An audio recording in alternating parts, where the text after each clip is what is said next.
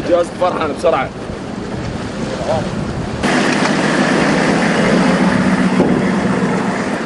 بسرعه عيني لازم مصطفى.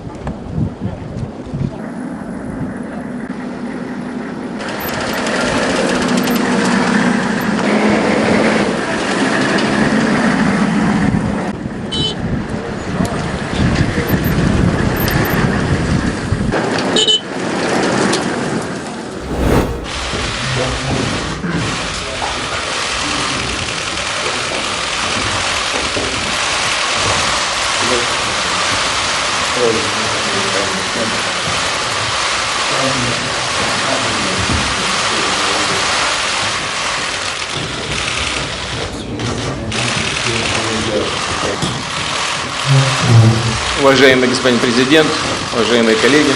Sayın Cumhurbaşkanı, Sayın Meslek. Bu randevuyu vermeniz sebebiyle çok teşekkür ederim. Время и приняли нас в гостях. Aslında planlamamız malum G20 zirvesiydi. На самом